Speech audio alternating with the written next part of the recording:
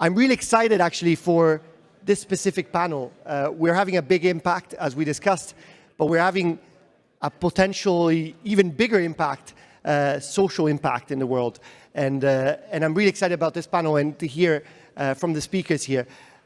So to introduce the panel, I want to call on stage Adam Benzian, CXO of Edge Impulse.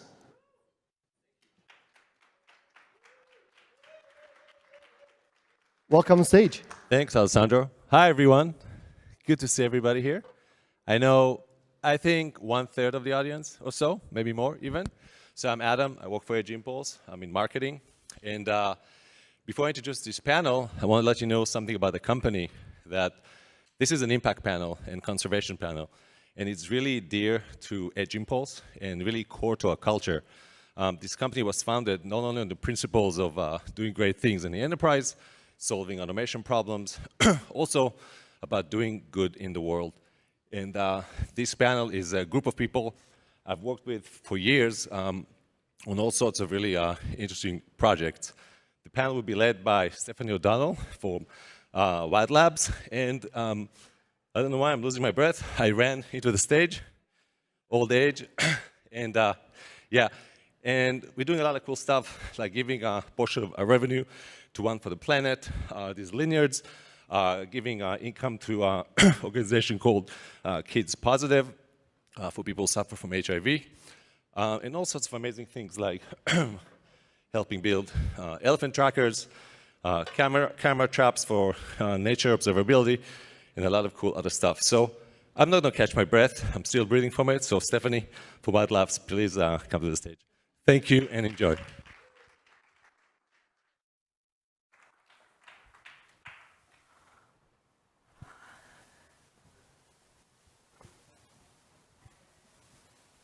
Thank you.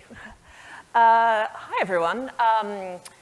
I'm here today to introduce our panel, but before we get started, I just want to set the scene by talking a little bit about the role technology plays in conservation in our world. So every year, to celebrate World Wildlife Day, which is on March 3, we ask members of our community all around the world to take a photo of how they're using tech in the wild and share it with the hashtag Tech4Wildlife. And we get hundreds and hundreds of photos and stories about how people in our community are using technology. Everything from Blair Costello using a little robot cheetah, one of my personal favorites. She's built this to monitor predator responses in gazelle. She's also built a little monkey bot sidekick as well. And she finds that the predators run away from the cheetah bot, but not from the monkey bot. We have Andrew, who's working with critically endangered kakapo in New Zealand, and there are only 252 birds left, kakapo individuals left, and he uses a huge range of technology to monitor each and every bird and every egg that's laid, trying to bring this species back from the brink. We have Duke Marine Lab, who's working down in Antarctica using hydrophones, tags like this tag on the back of this humpback whale they've just put on, they've just attached to the whale and recorded with a drone. And they're exploring the lives of minke whales and humpback whales down in Antarctica.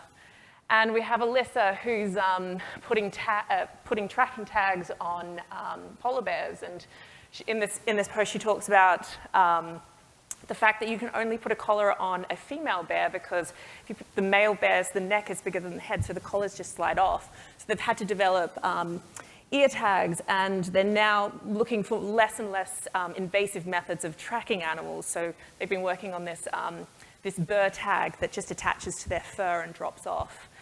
And we have members in Brazil monitoring turtles and using drones and ML to try and count species and monitor the animals. We also have a lot of members starting to share how technology is not working for them and the challenging situations in which we need tech to perform. Elizabeth shows the destructive tendencies of elephants, particularly towards camera traps. Adria has shared this beautiful photo of a bat and the tiny tag that he's using to track this animal in Kenya. And Claire's shared her work, which she calls astroecology, because she's taking methods from the astronomy, not astrology. From astronomy, the radio astronomers are using to find new stars and using it to process imagery to track, to mitigate poaching and track endangered species. Now, this is just a tiny snapshot of all the projects and all the ways technology is being used in our community. And if you're curious, it exists and it's out there, and you can go and just a quick entryway, go and explore our Tech for Wildlife feed or the Tech for Wildlife hashtag on Twitter if you're curious.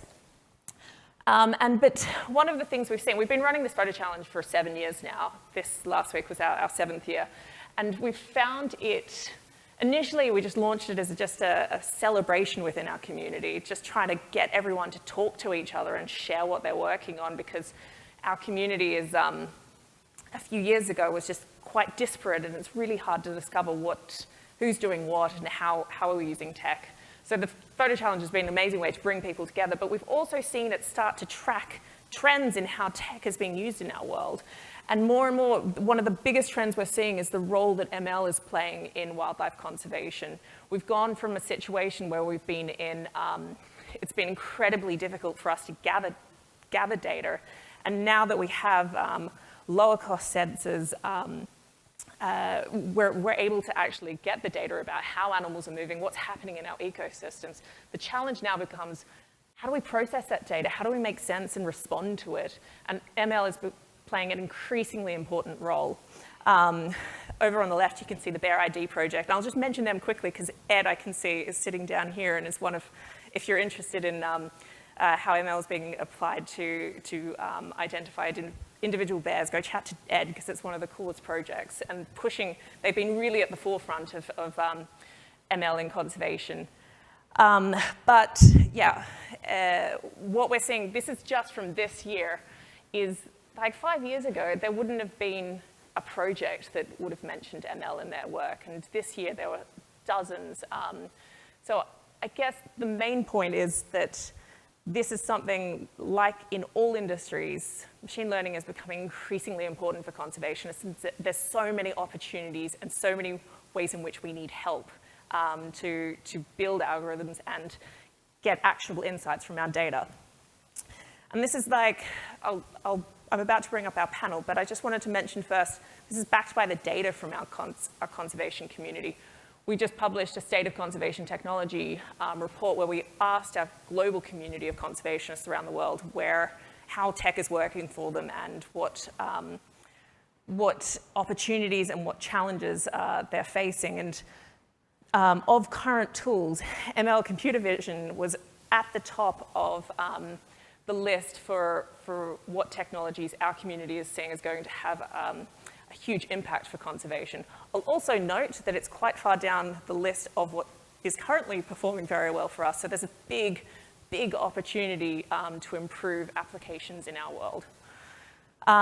So my main message today is that tech has a fundamental role in wildlife conservation and has done for many, many years, but there is huge opportunity and there is a really big role for particularly the tech industry and engineers and anyone who's interested in trying to use your skills and knowledge for good and for other applications that could have a real impact for the world. There's a real role for you to play, and we need your help. One of the ways you can come and find projects and find ways of helping is to join Wild Labs, which is our global community for conservation technology. We have 6,500 members around the world, and you've just got a snapshot of just a few of the projects in our community. So yeah, I think I'm going to leave it with the really strong call to action that we need your help, and there is a role for all of you. And if you're interested in finding out what that might be, we're going to delve into it in this panel, but we'll also be hosting a roundtable later on and have space for more conversations, because a panel is only going to allow us to get very, very, just scratching the surface of our sector. So with that, I'm going to ask the rest of our panel to come and join me on the stage, and we're going to do a couple of quick introductions of what everyone's doing and then get into our discussion.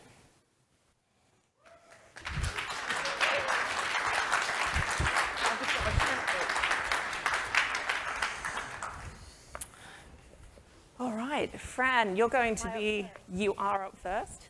Do you want to tell us a bit about your work? I will. So hello everybody, it's very nice to be here. I think for many of us this is the first time that we've been in a socially non-distanced room and with speaking to the public in a public forum, so a little bit nervous, so excuse me.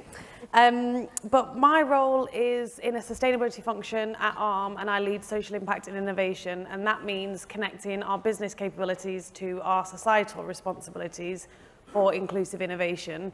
And if what I've just said just sounds like a bunch of words, what it means is that we're trying to extend the benefits of technology to people in areas that don't currently have tech products and services designed for them.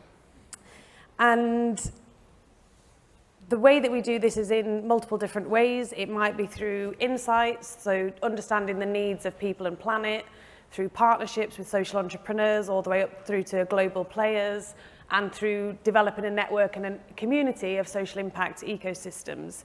And my role is really about this that you see on the slide now, which is innovating even for the hardest to reach. So the how we do it is through emergency response. So if there's a situation that calls on business to respond, through tech for good applications, so that might be existing technologies used in a real world context right now. And then at the other end of the spectrum, it's through systems level change, so looking at root cause issues, and those situations are usually multi-stakeholder partnerships, usually longer lead times, and usually significantly harder to deal with, frankly. And we were asked to share our whys and why we respond to these kinds of issues. And I think that for me, it's that I deeply believe in the role of business in contributing to some of the solutions that some of the issues that we're seeing in the world. So I think that we need to always start with what the world needs rather than what we think the world needs or what we might want to be doing. So what the world actually needs. And so my why is inspired by some of the global frameworks that you can see on the slides in front of you. So starting on the left is the planetary boundaries concept developed by the Stockholm Resilience Centre, which shows the 9 planetary boundaries that is the safe operating limits of society. Next to that, you've got donut economics from Kate Raworth, the economist, which layers the planetary boundaries with social boundaries. So the internationally agreed social minimum standards of energy, food security, water, and so on, as set out in the Sustainable Development Goals, which is the third circle that you see there. And that is 17 interconnected global goals aimed at ending poverty, fighting inequality, and urgently addressing the climate crisis, as outlined by the UN, so agreed to by all 193 member states of the UN in 2015 as the world's largest to-do list. And the one next to that is a pyramid version of those same goals. And I think that's interesting because the thing that we need to maintain, or the thing that we need to recognize, is that businesses don't exist in a vacuum. We exist in society, we exist in an industry, we exist on a planet. And if we don't maintain our biosphere integrity, if we don't maintain our social foundations, we can't have economic success. I just got cut out. Did someone disagree with me? And so I think that there's a huge role to play for the tech industry and for advanced technologies in addressing some of these biggest challenges that we're facing for people and planet. And to finish, before I pass on, is that the planet Earth is a self-regulating system. It will either just be a big rock without us, so what we do next determines whether humanity continues to exist and we maintain life on Earth. So with that, I will hand over to Kate. Thank you, Fran.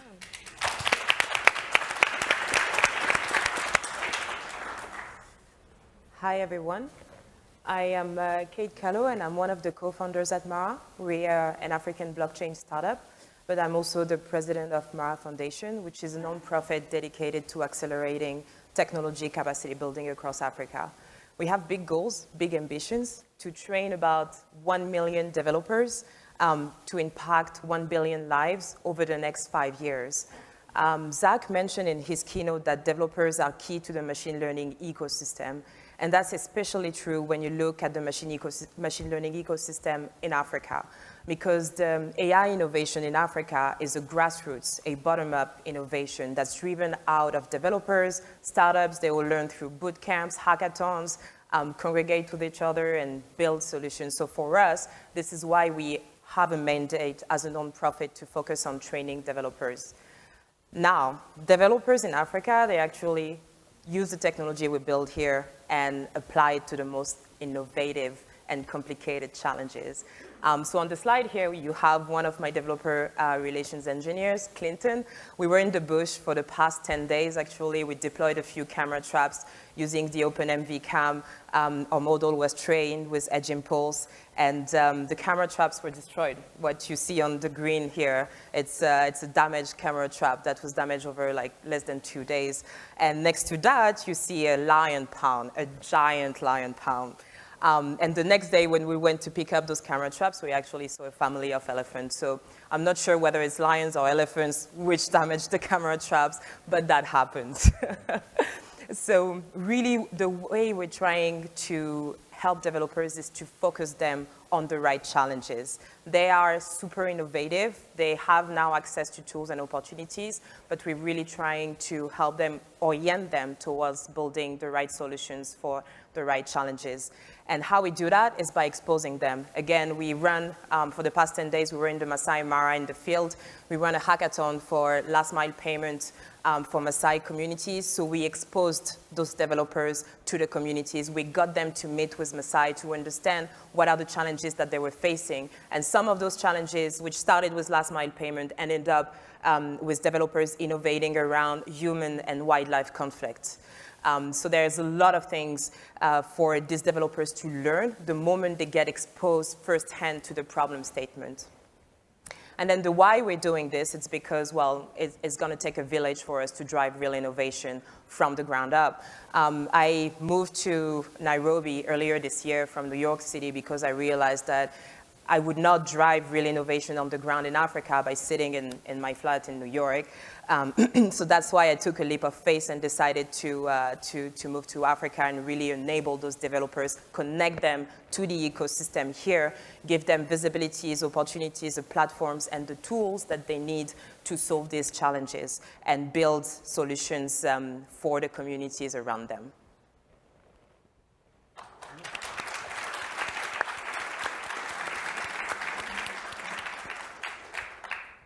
Yeah, thank you. I'm Tim Vandam from Smart Parks, co-founder and director. And yeah, what we do is we protect wildlife with what we say passion and technology. So I think I can speak for all of us, but it comes from a true passion to work in this industry. I don't like to call it an industry, but it is. And it comes really from passion. So for me, it comes from going to Africa for 25 years, seeing these animals and seeing the decline in wildlife. And if you look at the numbers for the past, I think 50 years, half of the mammals, fish, and birds, they all disappeared. So we're really in a bad shape.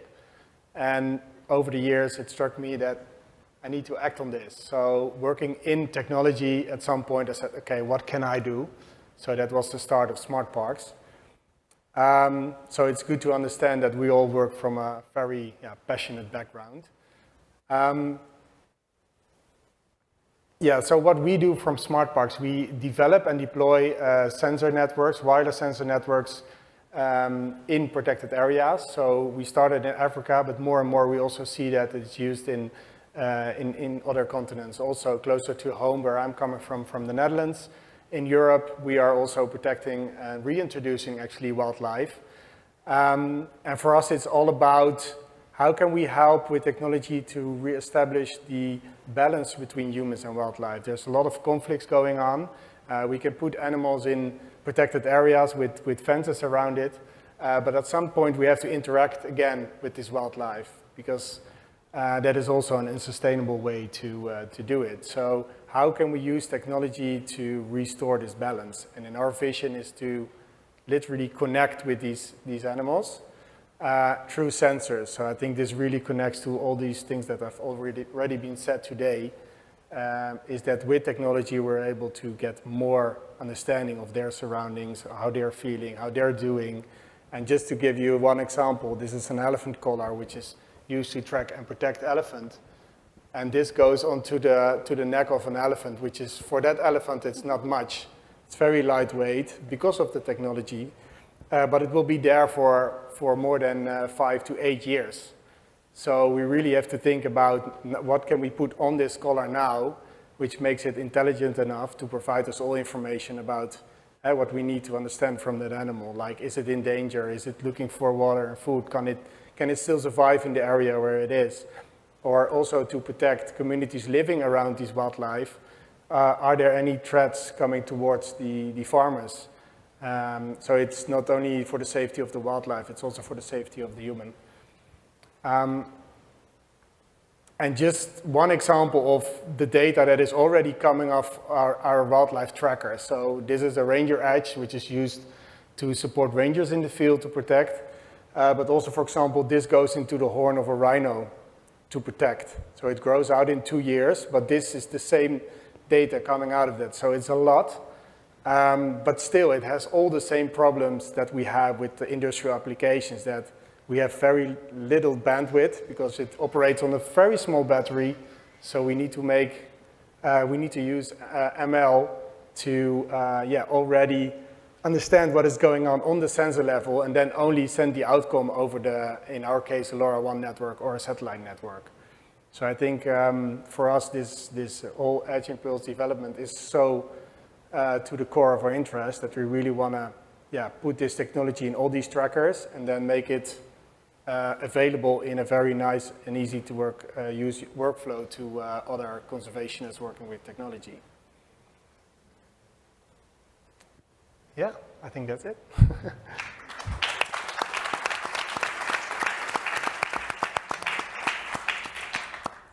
Yeah, hi everyone. My name is Sam Kelly. I head up the Sentinel AI project at Conservation X Labs. We're a nonprofit based out of Washington, DC. We really came at this problem in that we know that tools in wildlife conservation are really important. Really important monitoring tools like what I have here, which is a Bushnell camera trap. What Zach was talking about earlier in his keynote. This is great. It's a great tool. It allows you to understand what's going out there in the wilderness, in the middle of nowhere. But it is a data logger. It just stores the data on an SD card. It doesn't allow you necessarily to take action. So you're just monitoring what's going on. It may change how you manage a park, but it doesn't allow you to intervene in time-critical scenarios. We've been working on, as you can see in the photo, a device that attaches to existing, I guess it's kind of a mean term, but a dumb device and makes it smart. So by going into the SD card slot, essentially we're a universal AI adapter.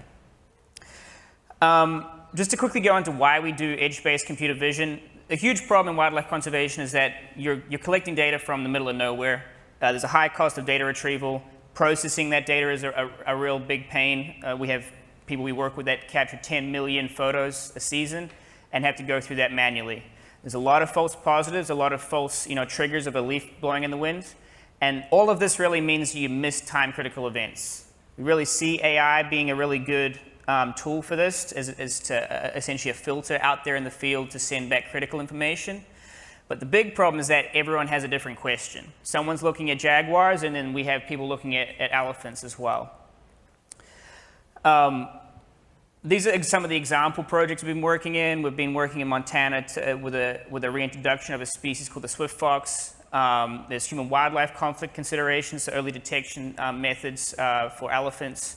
The third one there is working with seabirds. As sea levels start to rise, there are concerns around coastal habitats disappearing. And then finally, a lot of work around time-critical scenarios of responding to invasive species on islands which pose threats to those ecosystems. So really excited to hand it back to Stephanie. Tom. Oh, Tom. Oh, sorry, just quickly, one more thing. I think there's some really interesting work to be done beyond presence. I think this is an example of a behavior algorithm we've been working on with gorillas. And I think this is just a frontier. I'll just leave it there as to, pique everyone's imagination about what we could do next within the space of Edge AI.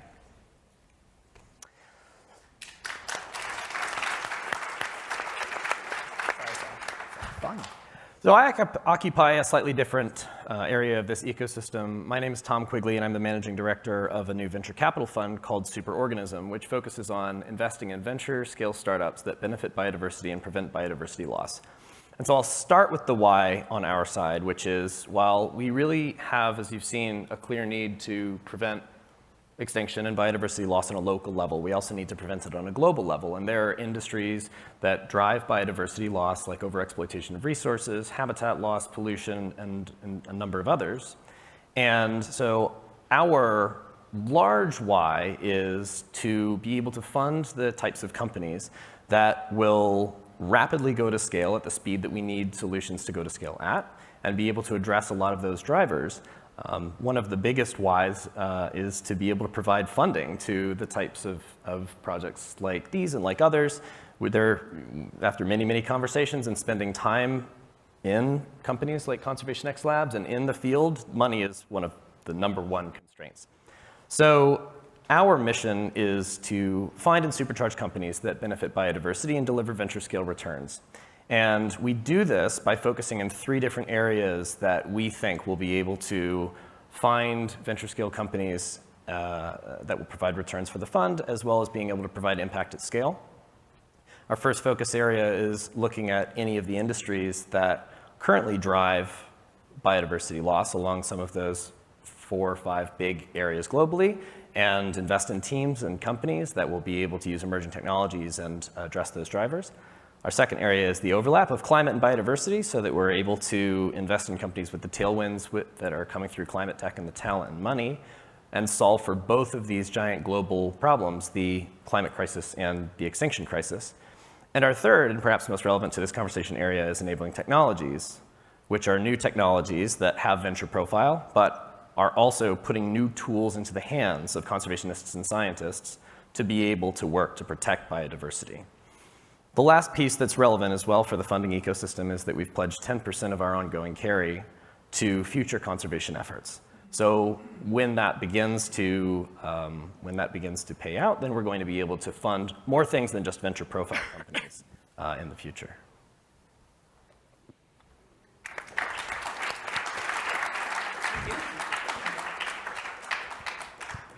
All right, on to our panel discussion. While we're talking, we're just going to have ticking away in the background some more Tech for Wildlife projects, which are all, if you want to know about any of them, come find me and I can connect you with them. Or you can find them on Twitter and Wild Labs. But I want to pick up on something that Fran actually started with, and we have to start with what the world actually needs. And from our panelists who work very closely in the field and with field-based partners, what is it that you see the role of ML and ML on the edge? What are the biggest opportunities, and what are the needs you hear coming from the field? Tim, do you want to start? Yeah, what we see is that there's a lot of sensors already out in the field. And obviously there's issues with connectivity at a lot of locations. So getting a position from a rhino walking in a very remote area with no connectivity is already very hard. So once you have a little connectivity via satellite or something like that, it's usually not a lot of bandwidth. So, their ML is already really interesting. And I think that's already been discussed in industrial applications to push the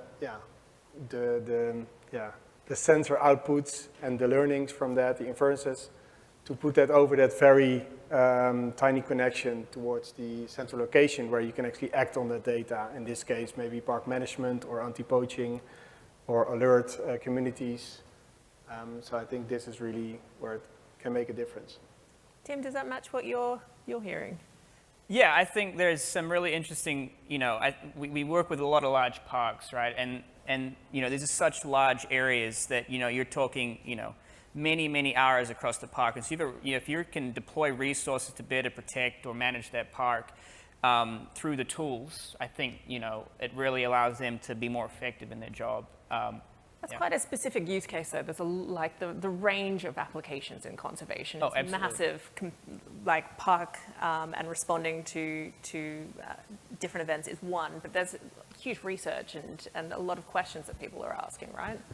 Yeah, absolutely. I mean, if we just take it from the vision side, for example, because I work with trail cameras and camera traps a lot, most of it is around presence, right? So we're detecting presence on the landscape, and we're hearing more and more concerns around what maybe bleeds into more of the collar work around welfare of animals, like how are the animals doing from a health perspective? Can you detect that out there in the field? So there's some interesting kind of frontier elements to it as well. Kate, you talked about focusing on the right challenges. How do you find the right challenges? By talking to conservancies in the field. We've been spending quite a bit of time speaking with conservancies in the Masai Mara. As an example, one of them is the Mara Meru Cheetah Project. There are about 7,000 cheetahs left in the world. 60 of them are around the Masai Mara.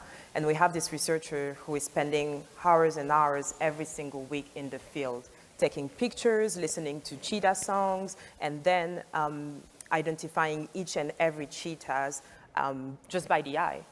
A lot of things that machine learning and data science can help simplify and streamline and gain her a lot of hours of work automatically. So it's all about spending the time with her, understanding their challenges, what they're facing, and sometimes it's not the most complicated technology which will solve those little challenges. It's really things that we've built over the past couple of years.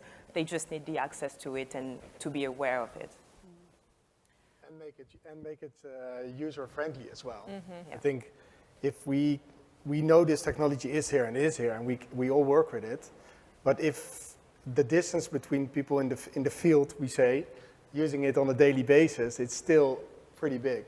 Huge. So, for example, if you make a very nice tool chain with all these capabilities in there, easier to use in the field, I think there's much to gain still. So.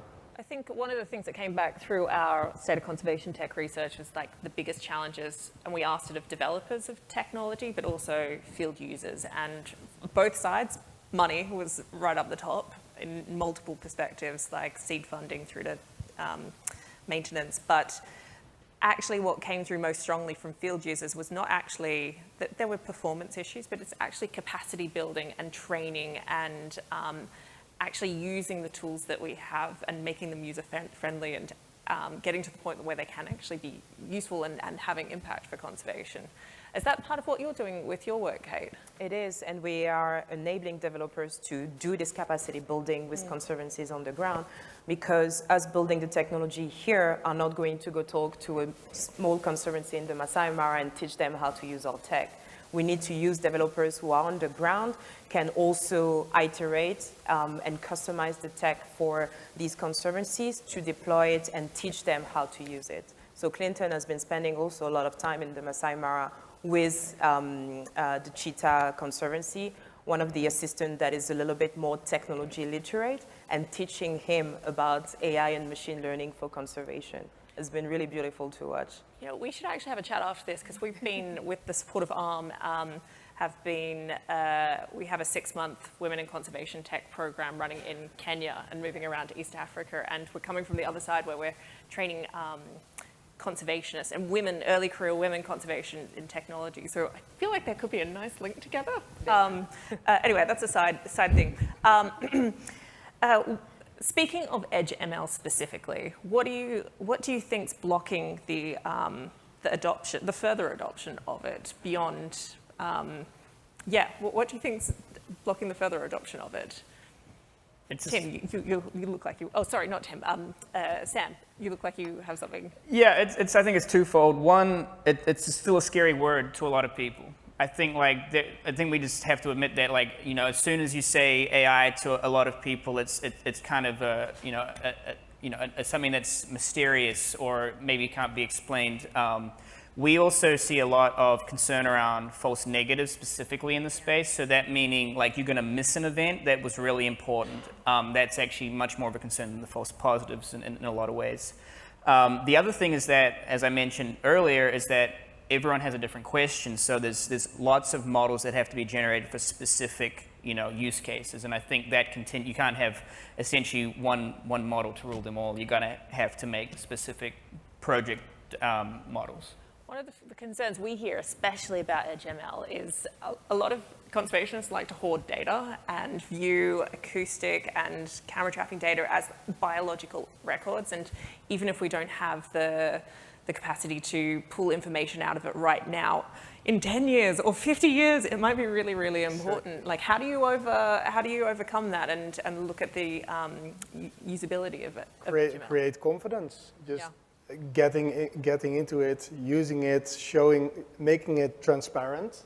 Yeah. So that people also, okay, I'm losing like high resolution data, but I get back, for example, with collars or wildlife trackers, that it will last for 8 years and not for 1 year. Yeah. I mean, that's a difference.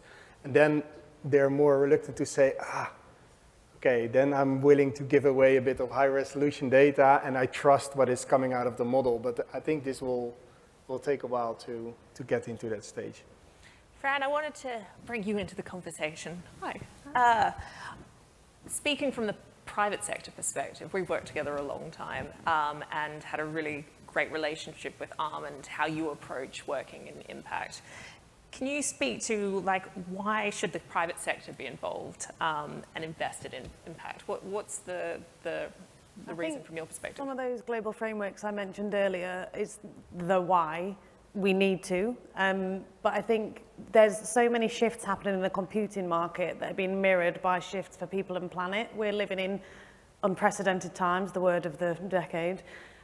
Resource constraints across the world, whether it's energy security, whether it's food insecurity, whether it's water insecurity, all these things are foundational to happy and healthy lives on the planet. You can't have sustainable business on an unsustainable planet, and that's sort of the mantra that I live by. But from the perspective of being in the private sector, there's huge changes in the expectations of business, whether that's coming from governments, whether that's coming from consumers, or whether it's coming from employees. Lots of people don't want to work for companies that aren't contributing actively to solutions that they're seeing in the world around them. So I think there's many different reasons why the private sector should and can care, whether it's ethical, environmental, or economic. And I describe it as being a smart, good, and right thing to do from all those different perspectives. But on top of that, I think there's a way of doing it. So leading with humility. If you're going to be involved as an organization of a certain size, recognize your place. So if you're not the organization with the expertise, delegate that expertise. Don't helicopter in and think that you're going to solve every problem everywhere with technology, because controversially, I deeply believe that technology is not neutral, technology design is not equal, and technology is not always the answer. But when it is, it can be transformative, as you've heard from my fellow panelists here. Tom? I just want to add one aspect to that as well, which is that biodiversity loss at a global level is an extreme risk to lives, livelihoods, economies. And it's finally starting to come into the more popular vernacular within climate and other areas that are raising in profile now. There was a study done maybe last year that said that out of all global GDP, 55% of industry is moderately or heavily reliant on nature and the services that it provides. Mm-hmm. So think about the type of embedded risk there is in catastrophic biodiversity loss in a planet where 25% of all species are at risk of extinction, gone. So it becomes a little bit less of like, oh, why should we feel like we want to be involved, and more of, we have to be involved. Yeah. We've talked a bit about kind of the challenges on a project level, but we can only meet the moment if we scale up significantly, and the tech sector has a huge role to play in that. Tom, do you want to talk to what you're hearing from and why you're kind of the bridge between the different sectors? What's your perspective in how we scale up and how we actually achieve impact and shift the trajectory? I think that there's impact that has to happen, like I said before, on local and global scales. And we're pretty deficit right now in terms of our global impact for biodiversity loss. But there are real areas that are appearing which are very, very interesting, particularly for AI and machine learning applications, and particularly for edge as well. So one of the areas that's starting to open up that looks like it's going to be a market that will sustain a lot of growth for prevention of biodiversity loss is nature-based solutions within carbon markets, where there's forests or agroforestry or other natural capital solutions. They have a need to be able to measure the amount of carbon that they're generating year on year, and that is all sensor data that can be incredibly useful to conservationists and to scientists as well. And so if you're looking at things like above canopy LiDAR with drones, below canopy LiDAR measurements, wildfire monitoring is a particular area within Edge ML that if you need to have a rapid response very quickly, then these are the types of sensors that are particularly interesting. And then within nature-based solutions as well, you're seeing a small premium start to appear for biodiversity monitoring. And so where are we finding nature-based solutions with higher biodiversity that are worth more in those markets? And in those, now we're looking at tools like environmental DNA sensors, passive acoustic recorders, and obviously camera and video traps. Now the increased deployment of those is going to lead to a massive new amount of data. How do we manage that data? How do we understand and pull out insights? How do we sift through the massive amount of false negatives or false positives to pull out the real signal? And we're going to continue to see new types of data come on stream in Earth observation, in genetics over the next 10 years, I'd say. So being able to look at things like hyperspectral imaging from space, synthetic aperture radar, and increasing of full Earth 3D imaging, that amount of data needs to be able to be processed. We're going to need to be able to do things with it. It's going to unlock totally new possibilities of how we can protect the planet using technology. And just to add to that, in just thinking of Zach's bucket of money on the slide earlier on, there's a $12 trillion commercial opportunity in unlocking the global goals, $2.1 trillion of that for the tech sector. So even if the motivation is to preserve life on land, whatever it might be, there is a necessity to transition to a just and sustainable economy, of which the future businesses, the future successful businesses, are going to have to be getting on board. So I think there's many different opportunities and reasons why organizations need to be thinking about that Tom's just described. And last note about companies like Edge Impulse, we're going to see a massive amount of data, and AI is an incredible tool to be able to pull learnings and actionable insights and out of that data. But not everyone, we can't expect everyone to be a data scientist. We can't expect everyone to be an AI developer. And so where there's that layer of taking the signal or taking the noise and turning it into signal and being able, there's a massive opportunity in there. And that's something that we see companies like Edge Impulse doing incredibly well, and think there's a great opportunity, market opportunity in there as well. I think one of the things that stood out for me was from Zach's talk. It was the idea that it takes a village. And Kate, you also mentioned it in your talk that it takes a village, and we talk about it a lot. And I guess the message I'm hearing coming from you guys as well is that everyone has a role to play. And I think as conservationists, we're so used to trying to do everything ourselves and just trying to find a way to teach ourselves data science or become ML. But actually, the impact that we can have growing the team and finding collaborations and different ways for people to slot in and different technologies to slot in is huge, and is where the impact is going to come from. So as we're heading towards the end of this session, I'd love to hear from okay, we have to build the team. How do we do that well? Fran, from your experience working with big teams, what have you learned along the way of how to collaborate effectively with conservation, and how to find projects and partnerships that will lead to impact? Yeah, I think it's a lot of the different things that we've talked about. So the capacity building element, the working with the right types of partners. Don't think that you can do everything. We don't do that as an industry. It's an ecosystem for a reason. We need each other. it's the same in any sort of big challenge that you're facing. So I think co-creating with the user some of the principles for digital development, so it applies beyond conservation, but on any kind of impact project, use the systems that you have, but make sure that you're working with the problem holders and make sure that the right people are in the room when you're trying to design a solution, when you're thinking of how to apply it, and approach it with humility, that not everyone's going to be the right person for every single role, but you can identify your own sphere of influence, whether it's personal or professional. What unique capabilities do you have as a business, as an organization? Is it your people? Is it your money? Is it your network? And share them freely. Tim and Sam, both coming from like the tech background, how do you find, what advice could you give about finding projects to, if you've heard this panel or just got excited, what advice would you give individual engineers and developers about finding their way into conservation?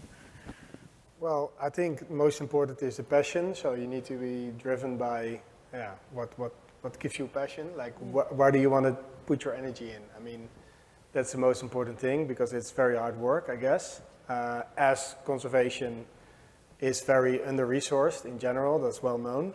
So everything you do is like extra hard because there's always like barriers that are not in normal industry, I would say. So I think that's the most important thing. You have to follow your passion. Okay, there's really something I want to put my energy in and go for, and then try to help the project wherever you can. Sam and Kate?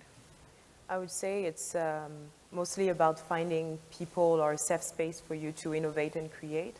I mean, there are a lot of entities who are trying to bring you the problem statements, trying to matchmake you with the problem owners, and bring you exposure and awareness. Find these and go get the tools and the platforms that you need to build the solutions and apply them in the right way. And again, it's going to take a village. It's a whole ecosystem ranging from the policymakers to who make sure that there is a framework for those developers to innovate, the private sector, the big tech companies who are building those tools and those platforms for developers to build solutions, all the way down to the devs who are applying it in the field and can be in contact with local conservancies or other problem owners. So we have to move that whole ecosystem together, and we all have to work together in the same direction if we want to really drive innovation on the ground. Yeah.